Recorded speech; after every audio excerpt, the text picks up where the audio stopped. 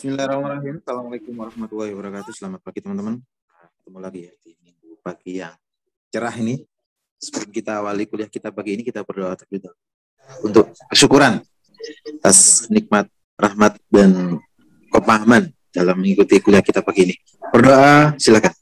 A'udzubillahi minasyaitonirrajim. Bismillahirrahmanirrahim. Rabbi zidna ilma warzuqna fahma birahmatika ya arhamar rahimin. Amin. Monggo Kang. Oke. Bismillahirrahmanirrahim. Assalamualaikum warahmatullahi wabarakatuh. Selamat pagi ya. Kita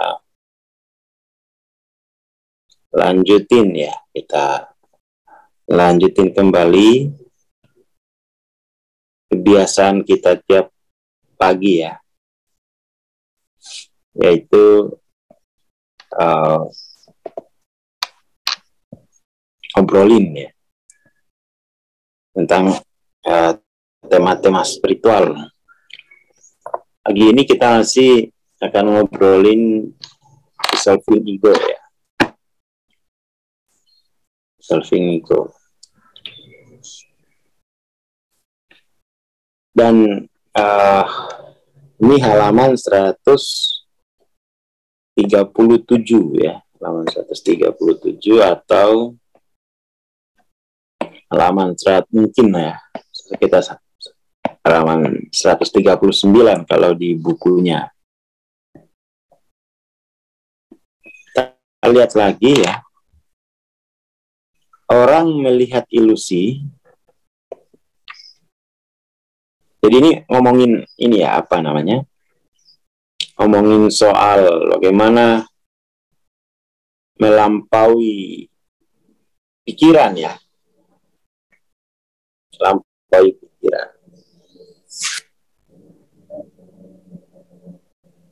Jadi orang-orang yang di level 400-an ya.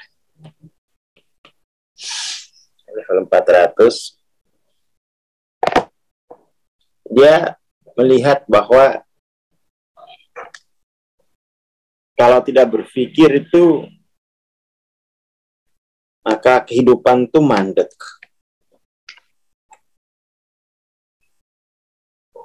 Kehidupan berhenti ya. Di seolah-olah pikiran inilah yang menggerakkan ya. Seolah-olah pikiran yang menggerakkan seluruh kehidupan gitu ya. Jadi seolah-olah pikiran ini adalah sumber kehidupan. Padahal tidak ada kejadian seperti itu. Orang tidak perlu berada di sana. Orang tidak perlu menganggap bahwa ada seorang aku yang bertanggung jawab atas tindakan seseorang. Semuanya melakukan sendiri. Keangkuhan ego lah yang berkata, aku yang melakukan ini, aku berpikir begitu, aku memutuskan itu. Jadi ini ya. Ini cara untuk menggugat pikiran ya. Tapi bagi yang sudah di level 400, bagi yang di level dimensi 3 ya harus dilatih untuk berpikir. Yang seperti itu. Harus dilatih untuk berpikir. Tapi bagi yang sudah bisa berpikir, itu harus dilatih untuk melampauinya ya. Hati untuk melampauinya. Jadi bagi yang terbiasa berpikir, dia harus menerima asas baru ya, tentang kehidupan yang sifatnya itu adalah asas potensi aktual. Asas potensi aktual. Jika tidak menerima asas ini, maka itu akan terjadi arogansi ya oleh pikiran yang akan mengisbatkan dirinya bahwa pikiranlah yang melakukan ini, aku melakukan ini, aku berpikir begitu, aku memutuskan itu. Padahal dalam potensi aktual itu tidak ada perannya aku kecil itu ya. Jadi semua itu terjadi secara spontan,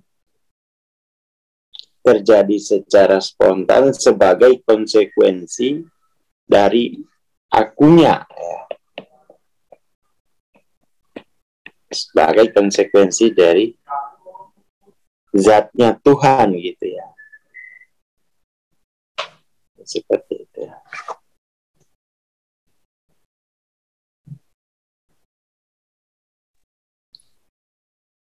Sebagai konsekuensi dari zatnya Tuhan. Tapi pikiran kita yang masih di level dimensi keempat itu enggak ada sensasi ya. Saya berpikir maka saya ada. Itu problematiknya gitu ya. Jadi omongan ini omongan dari yang sudah bisa bersaksi. Jadi omongan ini omongan yang sudah bisa bersaksi. Makanya teman-teman perlu ya setiap hari itu melakukan proses identifikasi. Identifikasi. Ini bisa disebut sebagai proses zikirnya. Berzikir. Berzikir itu kan mengidentifikasi, ya kan? Identifikasi dia. Bukan apa ya? Bukan meniru. Bukan meniru. Itu mungkin yang perlu kita naikkan. Yang perlu kita naikkan level. Makna zikir kita itu apa?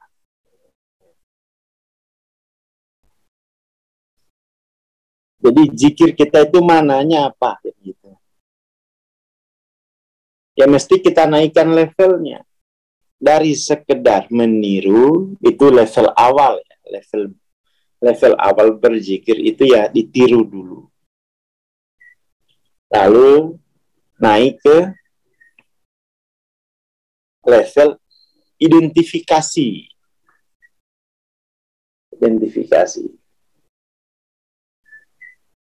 Nah, mungkin dalam psikologi proses identifikasi ini namanya self evaluation gitu ya. Jadi pemahaman akan diri, self evaluation. Kan begitu. Dalam berzikir itu kan kita melakukan self evaluasi. Mana makhluk, mana Rob. Kan begitu. Jangan sampai kemudian itu zikirnya itu tidak bermakna apa-apa pada diri kita gitu kan. Jadi ini penting. Karena apa ya? Kita ini udah krisis. Bagaimana mungkin sebuah bangsa yang setiap hari zikir itu tidak pernah putus, lalu menjadi bangsa yang terbelakang secara mental, ya, terbelakang secara IQ, itu penghinaan tuh, ya kan? Kita udah menjual, kita udah merendahkan apa yang kita ucapkan. Nah ini kita perlu apa ya? Kritisi dari dalam. Ya. Mestinya ini zikir ini adalah metode ya. Metode untuk mengidentifikasi dalam rangka self-evaluasi, dalam rangka evaluasi diri, minimal, seminimal-minimalnya evaluasi mana hamba, mana Tuhan, kan begitu. Makanya perintahnya itu berzikir, lalu nanti berzikir itu sendiri mengidentifikasi akar kedirian. Berpikir itu kemudian mengidentifikasi tanggung jawab dari akar kedirian tadi. Tanggung jawab atau konsekuensi dari mengakar pada ilallah. Kan begitu. Ya, kan begitu mestinya. Kita kemudian ini sudah kadung larut dalam zikir yang tidak menghasilkan penemuan diri, gitu. Tidak menghasilkan penemuan. Jadi semacam tahapannya itu lompat, gitu ya. Jadi dia lompat. Langsung dirinya itu tidak digandengkan. Dirinya tidak digandengkan dengan Allah itu. Nggak tahu cara menggandengkannya. Pada level apa diri kita itu harus digandengkan dengan Allah. Kan gitu. Mestinya pada level akar kedirian, pada level akar keakuan, disitulah dicoloknya, gitu kan. Disitulah digandengkan. Nah, itu mana dari zikir, identifikasi. Lalu dijaga koneksi yang sudah digandengkan tadi. Ini saya mempelajari fenomena orang-orang yang berzikir di teman-teman saya sendiri. Jadi zikir itu dia tidak menggandengkan. Belum sampai ke tahap itu. Baru melafazkan saja. Baru membunyikan. Baru bunyi, belum makna identifikasi diri. Belum makna identifikasi diri. Ini yang jangan jangan berhenti pada level bunyi yang tidak bermakna. Itu kan hanya bunyi saja, hanya noise. Ketika kita lupa menggandengkan diri kita pada level akar kedirian. Makanya zikirnya kan la ilaha illallah. Zikirnya la ilaha illallah. Ini perlu diperbaiki. Nggak di mana-mana saya kira, ya. Nggak di mana-mana. Semuanya rata, gitu ya. Jadi ini udah menjadi pandemik, tamparan keras bagi yang amalianya berzikir itu. Jadi kita ini perlu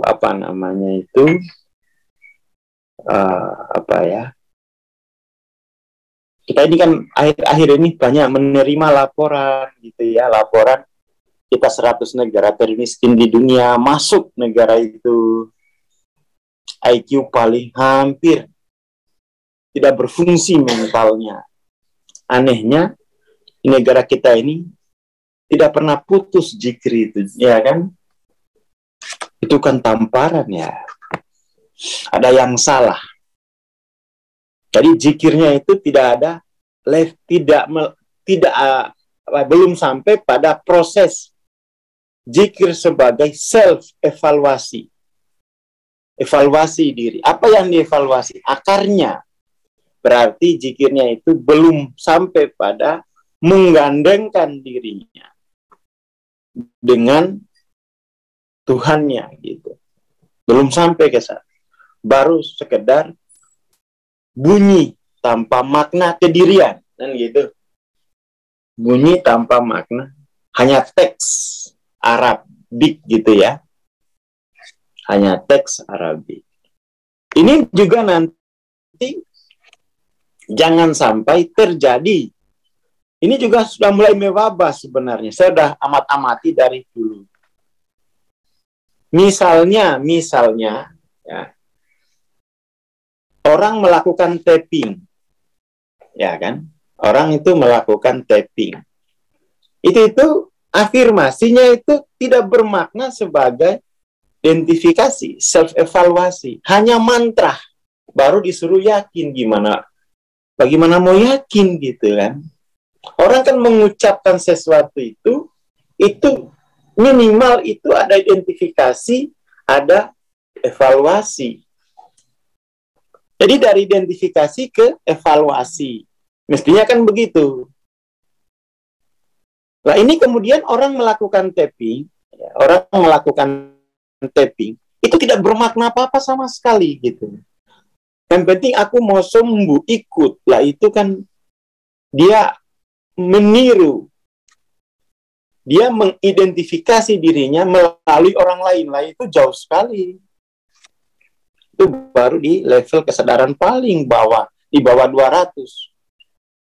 Itu nanti kita akan dalam melakukan tapping itu mesti kita identifikasi, evaluasi gitu ya. Makna diri kita. Itu nanti dibahas tuntas di tapping for healing gitu ya. Jadi ini kita mulai mengalami gejala yang sangat parah. Mungkin hampir seluruh kegiatan masyarakat itu tidak ada lagi kemampuan identifikasi. Tidak ada lagi kemampuan self-evaluasi, apalagi sampai kontemplasi misalnya, atau progresif. Nggak ada lagi. Semuanya serba mekanis. Ucapin aja, omongin aja. Seolah-olah bahasa itu hanya soal gramatika tanpa makna. Oke, ini ada yang ini ya. Berzikir ya. Nah, alhamdulillah. Ya, jadi kita berzikir itu kita terhubung ya. Dan itu mestinya ketika yang terhubung itu mestinya ada pertambahan, minimal itu ada pertambahan, mestinya harus ada pertumbuhan gitu. Gimana orang yang berzikir kok IQ-nya 78? Ini tidak memenuhi syarat. Orang yang berpikir aja enggak. Berpikir aja ini enggak. Ini mestinya yang berzikir itu IQ-nya di atas 100. Ya kan? 80 itu kan mulai berpikir tuh ya. Berzikir itu minimal ya 120. Mungkin ke 200-an kalau yang rajin berzikir. Enggak ada sama sekali, ya Allah. Jadi ketika saya ditanya gimana untuk meningkatkan IQ nasional, berzikir. Alah, masa iso loh. Jangan sepelein berzikir. Berzikir itu di dalamnya ada identifikasi, ada self-evaluasi, ada kontemplasi. Itu auto naik IQ itu. Itu kan seperti itu ya. Cuma kita ini memang tidak ada evaluasinya gitu. Tidak mampu evaluasi. Kenapa? Karena tahap pertama, identifikasi tidak dilakukan. Dia tidak mampu lagi mengidentifikasi level di mana amalia itu dilakukan. Nah, itu sulit. Tadi ada proses yang terbuang, ada missing link, ada rantai yang terputus dari amalia yang dilakukan oleh masyarakat. Apa? Identifikasi. Semuanya dihafalkan saja. Tidak perlu identifikasi. Itu seperti orang Jawa bisa ngomong Jawa, tapi nggak ngerti tata bahasa Jawa. Ya kan? Nggak ngerti, karena dia tidak mampu melakukan identifikasi. Apalagi eksplanasi jauh. Makanya Makanya kemudian teman saya itu heran, loh gimana ceritanya bang? Zikir itu bisa meningkatkan IQ. Loh, kamu nggak ngerti, kamu pikir zikir itu makanannya malaikat. Kamu pikir malaikat itu idiot semua, apa? Gitu kan? Ada proses identifikasi diri. Artinya saya tahu diri saya, level diri saya tahu. Lalu saya evaluasi. Itu kan kemampuan identifikasi, evaluasi ini kan, ini kemampuan batin untuk menilai yang halus. IQ kan hanya soal pola-pola yang tampak. Ya, ini sudah pola-pola ya tidak tampak. Oh begitu penjelasannya. Ya memang. Tapi kenapa orang yang berzikir kemudian tidak suka baca buku, tidak mampu mengidentifikasi pola-pola di alam tampak? Itu tidak berzikir, itu hanya membunyikan. Tidak ada makna berzikir. Karena tidak ada makna identifikasi. Jadi semacam radio saja, semacam pita rekaman. Ya ada manfaatnya tentu. Paling nggak rame gitu ya, nggak hilang di level rekaman. Tapi itu kemudian ya IQ di bawah 120. Kan itu disayangkan kemudian itu orang zikir itu kehilangan ruhnya ya. Kehilangan ruhnya. Ini perlu dikoreksi total ya. Perlu dikoreksi total. Jadi mari kita berzikir secara epistemik. Secara epistemik. Jadi orang perlu melaporkan. Identifikasi apa? Jangan sampai halusinasi yang dilaporkan. Ya. Dia mesti harus ada identifikasi diri, evaluasi diri. Kan begitu. Biar kita malu-maluin kita itu bangsanya itu ya. Al-Fatihah terus tiap hari kita itu. IQ 78, kemiskinan masuk gitu kan. Ini poin-poin yang harus kita kerjakan ya. Orang berpikir itu aja harus mengidentifikasi posisi filosofis yang dia wakili gitu loh. Itu baru berpikir tuh ya. Jadi berpikir, kenapa berzikir lebih tinggi dari berpikir? Karena berpikir itu orang identifikasi posisi filosofis. Posisi filosofis. Sementara berzikir, identifikasi akar kediriannya jauh lebih tinggi. Posisi filosofis itu di lapisan kedua dalam pemetaan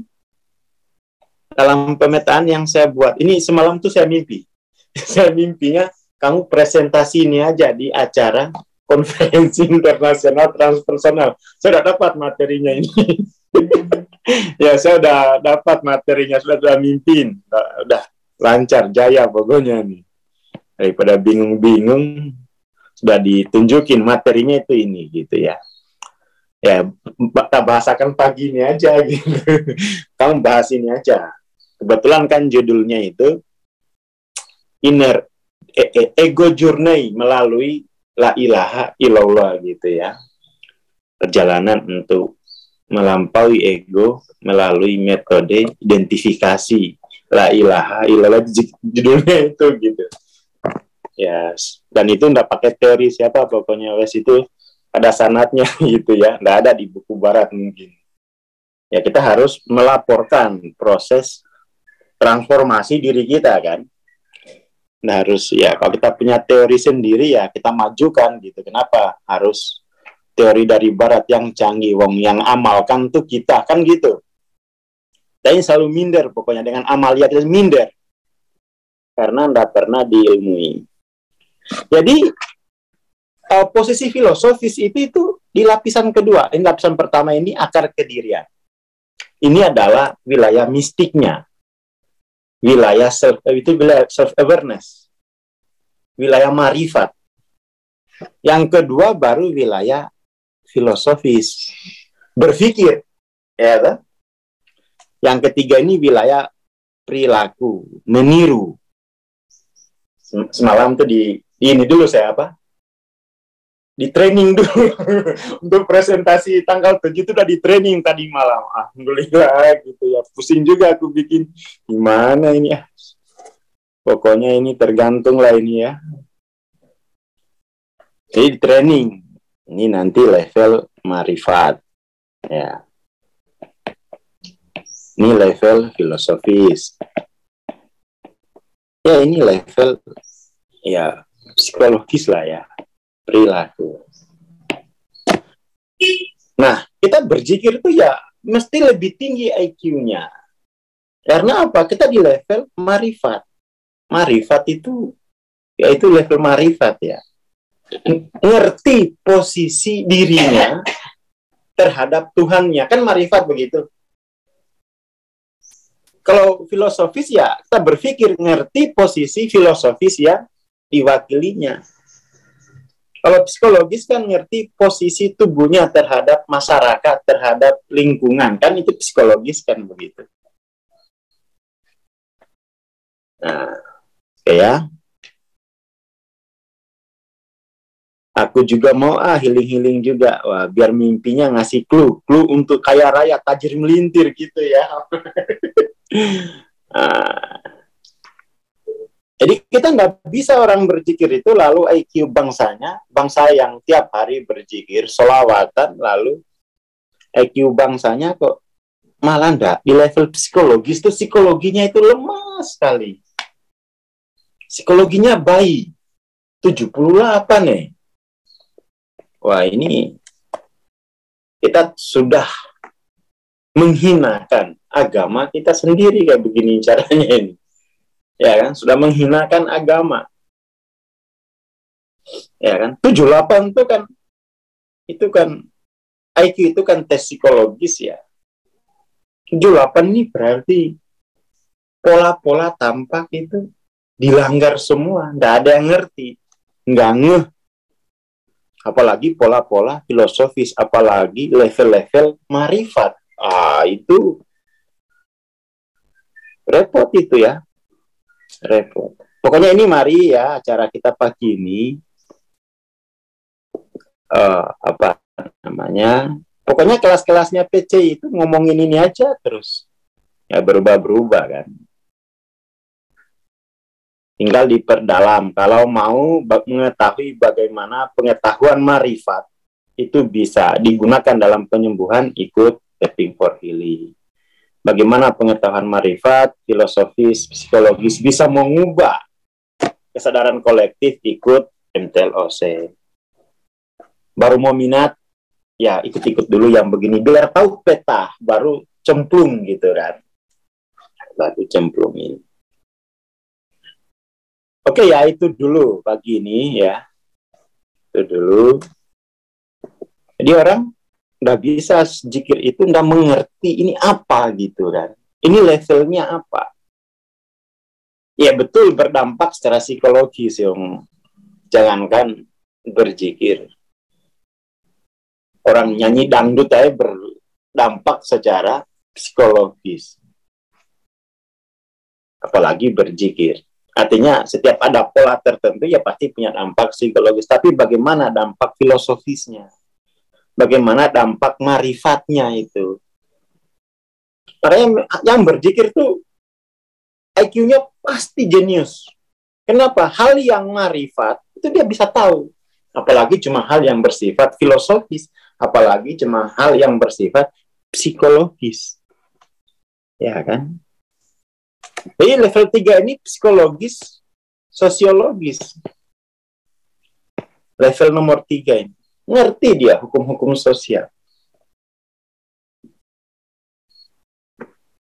Kalau kita tidak berzikir tapi tidak jago filosofisnya, tidak jago marifatnya, itu kita masih sakit berarti. Masih sakit. Oke ya. Masih sakit. Dan udahlah.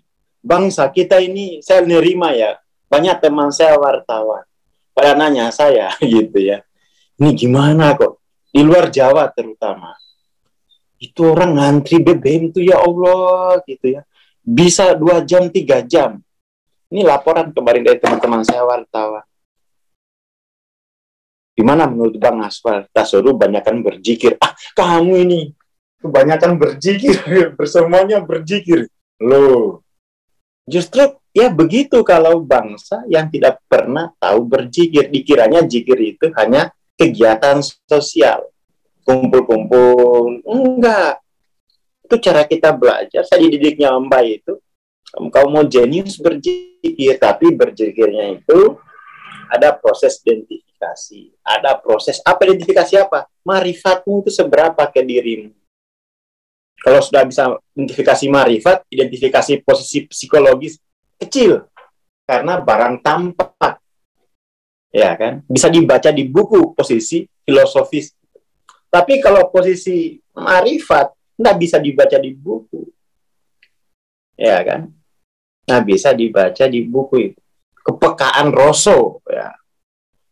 Namanya Rosso. Gitu. Jadi orang-orang ternyata itu udah ngeremehin zikir sebagai solusi filosofis, solusi psikologis, solusi sosiologis. Orang udah ngeremehin zikir. Wah, ini lumayan ini, ya. Ya pantas sengsara BBM zikir udah diremehin. Bukan solusi psikologis, bukan solusi level sosiologis, apalagi solusi filosofis. Wah, kita udah mati jiwanya. Gitu ya. Makanya itu kami dibikinkan begini, dibikinkan tuh begini. Mestinya transformasi spiritual itu selalu berdampak ke transformasi sosial. Karena zikirnya, kan gitu. Ini saya ngalamin sendiri ya. Ngalamin sendiri, yaitu kalau belum berdampak ke level sosial, zikirmu belum laku. Gitu kata Mbak ya. Ini gitu. Harus, karena begini memang levelnya. Ini semalam diajarin, gitu. Terangin begini gitu ya. Biar orang itu nggak ngeremehin zikir. Karena dia berdampak sampai ke level, dari marifat sampai level sosiologis. Terus kita kan ribut di level sosial kan. Lalu cari pinjaman. Lalu kita mau bayar pakai apa? Jiwanya itu nggak bisa kreatif kok. Sekali kreatif bakar halte. Ya kan? Sekali kreatif kas dikorupsi. Ya ini persoalan gitu ya. Ini persoalan. Oke lah, itu dulu pagi ini. Terima kasih. Semoga ini apa ya, menampar kita ya, kita yang ahli zikir, tanda kutip ya. Ahli zikir itu harus zikirnya itu sudah berdampak ke sosial. Makanya zikirnya la ilaha illallah Muhammad Rasulullah sampai berdampak ke sosial. Seperti itu ya. Jadi terutama yang biasa berzikir ini mesti nguasai. Ini mesti nguasai. Pokoknya alhamdulillah materi untuk besok saya udah nemu ini ya. Udah nemu. Dalam mimpi di belajarnya terangkan begini. Siap laksanakan. Oke, terima kasih. Assalamualaikum warahmatullahi wabarakatuh. Jangan lupa itu ke Team for Healing ikut biar belajar marifat penyembuhan gitu loh. Jangan beli obat. Untuk jual sawah mau belajar marifat penyembuhan, entar tahu-tahu habis tuh duitnya. Sama. Gitu ya Mas Cabim, udah daftar Mas Cabim belum? Iya. Karena istri suruh daftar Mas Cabim biar belajar marifat penyembuhan. Oke. Terima kasih Bang Aswar, terima kasih teman-teman. Jangan lupa ya, segera daftar Tapping for Healing. Insya Allah kelas besok Selasa malam ya. Terima kasih. Assalamualaikum warahmatullahi wabarakatuh. Selamat pagi, selamat berakhir pekan.